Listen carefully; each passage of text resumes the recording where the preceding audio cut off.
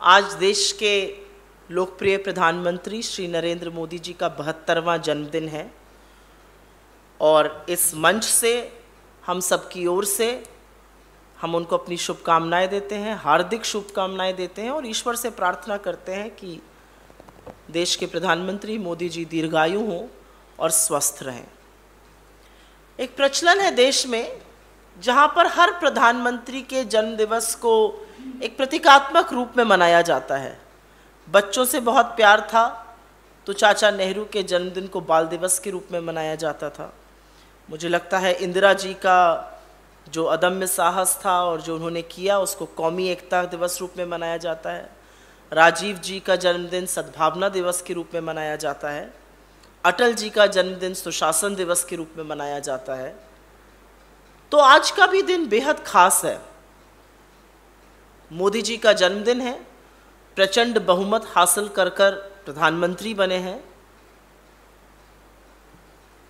तो उनकी उपलब्धियों की खूब चर्चा हो रही है। लेकिन समझ में नहीं आता कि मोदी जी ने इतना कुछ कर दिया युवाओं के लिए और उसके बाद भी देश के युवा आज इस जन्मदिन को राष्ट्रीय बेरोजगार दिवस के रूप में मना रहे हैं। किस बात का आभार व्यक्त कर रहे हैं? राष्ट्रीय बेरोजगार दिवस के रूप में 17 सितंबर जो मोदी जी का जन्मदिन है, इस साल नहीं पिछले साल भी, उसके पिछले साल भी, कुछ सालों से मनाया जा रहा है। तो कहीं ना कहीं ये चिंता बड़ी है और ये चिंता सरकार को और प्रधानमंत्री को समझनी पड़ेगी। भारत विश्व का सबसे युवा राष्ट्र है। हमारे यहाँ औसतन आयु विश्व में सबसे युवा है और उसके बाद भी हमारे यहाँ कामकाज करने वाले उम्र वर्ग में 60% लोग in the working age population 60% लोग या तो काम नहीं कर रहे हैं या काम ढूंढ नहीं रहे हैं, इतने हताश हो चुके हैं। 60% लोग in the working age population, 60% are either not working और नॉट लुकिंग फॉर एम्प्लॉयमेंट। भयावह स्थिति है। 20 से 24 वर्ष की आयु में युवा बिल्कुल 42% बेरोजगार हैं। तो अगर ये भयावह स्थिति नहीं है तो और क्या होगी? और नहीं, ना आप कोरोना के पीछे छुप सकते हैं, ना आप रशिया यूक्रेन युद्ध के पीछे छुप सकते हैं, क्योंकि सच तो यह है कि कोविड का पहला केस आने से पहले हमारी आर्थिक मंदी, हमारी अर्थव्यवस्था चरमरा गई थी और बेरोजगारी 45 साल में सबसे ऊंचे स्तर पर पहुंच गई थी। हालिया आंकड़ों के मुताबिक बेरोजगारी की दर 8.3% है। एक डेवलपिंग इकोनॉमी के लिए और एक युवा राष्ट्र के लिए अगर इससे बड़ा रेड लेटर प्रायोरिटी और कुछ नहीं हो सकता है। और ऐसा क्यों है? ये युवा क्यों मना रहे हैं इसको राष्ट्रीय बेरोजगार दिवस के रूप में? मुझे लगता है वो मायूस हैं। मोदी जी ने क्योंकि वादे बहुत बड़े किए थे। अपनी इलेक्शन रैली के दौरान उन्होंने कहा था और बार बार कहा था कि मैं 2 करोड़ सालाना रोजगार बनाऊंगा। तो 8 साल बाद 16 करोड़ रोजगार बन जाने चाहिए थे। 16 करोड़ रोजगार तो नहीं बने, 22 करोड़ नौकरियों के आवेदन जरूर आए और उसमें से नौकरियां सिर्फ और सिर्फ 7 लाख लोगों को मिली। और बेरोजगारी का ये जो पहाड़ है, ये 2 विषयों से और भी ज्यादा बड़ा टूट पड़ रहा है। पहला, ये महंगाई और घटती आय के दौरान आ रहा है। जो लोग थोड़ा बहुत कमा रहे हैं उनकी भी आय घट गई है और महंगाई बहुत है, इसलिए बेरोजगारी और भी ज्यादा चुभ रही है। और दूसरा, महिलाओं पर इसका बहुत कहर बरपा है। जो लेबर पार्टिसिपेशन रेट महिलाओं का 26% होता था, वो गिर के 15% तक पर आ गया। तो क्या मोदी जी को कोई चिंता नहीं है? मुझे नहीं लगता ऐसा होगा। आंख पर पट्टी बांध लेने से सुनाई तो जरूर देता है क्या हो रहा है देश में, और उनको चिंता है, उनको रोजगार की चिंता है। ये मैं दावे के साथ इस मंच से कह सकती हूं। हां, वो चिंता एक व्यक्ति के रोजगार की है। अमित शाह के सुपुत्र श्री जय शाह जी 2019 में बीसीसीआई के सचिव बने।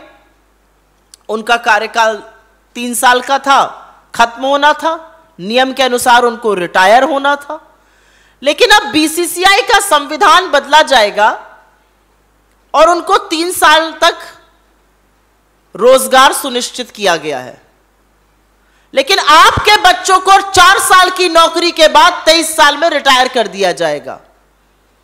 यह प्राथमिकता है सरकार की। सरकार की प्राथमिकता यह है कि 60 लाख सरकारी पद केंद्र और राज्यों में खाली पड़े हैं, उसके बारे में चर्चा नहीं होगी। 2-2 साल तक सशस्त्र बलों में और आर्मी में भर्ती नहीं होगी, और जब युवा रोजगार मांगेगा तो उसको 4 साल का रोजगार मिलेगा, और वो भी तब जब उसको 23 साल में रिटायर कर दिया जाएगा। यह युवाओं की चिंता है उनकी। तो ऐसा क्यों है कि स्थिति इतनी ज्वलंत है और मुद्दे पर बात नहीं होती है?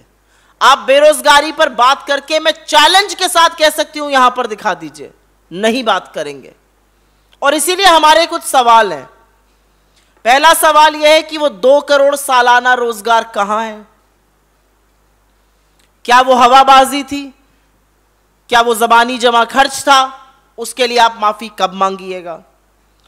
दूसरा, 60 लाख सरकारी पद खाली पड़े हैं। अभी मैं निजी क्षेत्र की तो बात ही नहीं कर रही हूं, केंद्र और राज्य सरकारों को मिलाकर वो क्यों खाली पड़े हैं? तीसरा, बड़ा रोजगार बनाने वाले जो उपक्रम होते हैं वो एमएसएमईज होते हैं, लघु मध्यम सूक्ष्म उद्योग जो होते हैं, वो बैकबोन ऑफ द इकोनॉमी होती है, वो बड़ा रोजगार बनाती हैं। उनके लिए क्या प्लान है? उनका पैसा बकाया है? डिमोनेटाइजेशन, पहले नोटबंदी के दौरान उनको मारा गया, अब उनका पैसा, तमाम पैसा बकाया है। वित्त मंत्री जो कहती हैं वो कोई सुनता नहीं है। ऐसा क्यों है कि आपका महिमा मंडन तो करते हैं टीवी पर आकर निजी क्षेत्र वाले, लेकिन आप फटकारते हैं, आप ललकारते हैं, आप उनको बताते हैं कि आप श्री हनुमान जैसी ताकत है, लेकिन फिर भी वो निवेश नहीं कर रहे हैं। ऐसा क्यों है? क्या उनको आपकी नीतियों पर भरोसा नहीं है? निवेश, investment is an act of faith. If they believe in your policies, if they believe in your policy framework, they will invest. लेकिन निजी क्षेत्र आज देश में इन्वेस्टमेंट नहीं कर रहा है। 32,000 हाई नेटवर्थ इंडिविजुअल्स ये देश छोड़कर चले गए हैं। आप जो भी कहते रहिए, आप जो भी आंकड़े पकाते रहिए, अगर सारा ध्यान आपका हम दो और हमारे दो पर रहेगा तो बाकी निजी क्षेत्र कैसे, कहां, कब और क्यों रोजगार बनाएगा? और एक सवाल तो बनता ही है कि युवाओं को स्थायी रोजगार देने के बजाय ये जो 4 साल के ठेके पर आप षड्यंत्र रच रहे हैं, उसी के तहत युवा अपना प्रतिकार दिखा रहे हैं। मुझे लगता है इस देश में सबसे बड़ा मुद्दा बेरोजगारी है, महंगाई है, और उस पर चर्चा नहीं होती है। हम मोदी जी से यहां इस मंच से अपील करते हैं, आपका 72वां जन्मदिन है, आपको पुनः बधाई देते हैं, और मैं वाकई में दिल से कहती हूं कि मुझे दुख है इस बात का कि आज इस देश के युवा देश के प्रधानमंत्री का जन्मदिन राष्ट्रीय बेरोजगार दिवस के रूप में मना रहे हैं। यह दुख की बात है, यह चिंता की बात है। अभी आपके पास 2 साल और हैं, युवाओं को रोजगार दीजिए, युवाओं के हक की बात करिए, और यह याद रखिए कि कोई भी इतिहास में इमारत बनाने से, गारे मिट्टी की इमारत बनाने से याद नहीं किया गया, अपने मजबूत इरादों से, अपने काम से, उससे याद किए जाते हैं लोग। इमारत नहीं, इरादा बुलंद करिए। जिस रोजगार का आपने प्रण किया था वो रोजगार दीजिए, क्योंकि ये दुख की बात है कि देश के प्रधानमंत्री के जन्मदिन के अवसर पर इस देश का युवा राष्ट्रीय बेरोजगार दिवस मना रहा है। आपके सवालों का स्वागत है।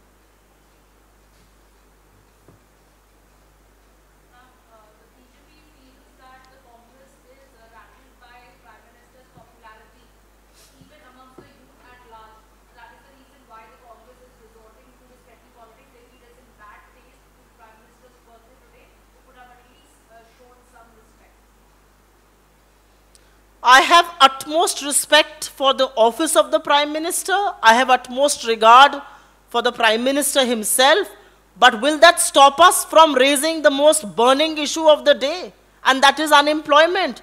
I started off my statement by emphatically stating, it worries me. It is not the Congress party that is doing this trend. This trend is being done independently by crores of youth out there who have been let down by this government. आप तो रोजगार और काम के नाम पर आए थे ना, क्या हुआ उसका? I don't think the BJP understands the extent of the damage that is being done to India's youth and to the Indian economy. It is not going to take us several years. It may actually end up taking us several decades to restore normalcy in the economy and to make the youth gainfully employed. I think the BJP needs to get its head out of the sand. Smell the coffee out there.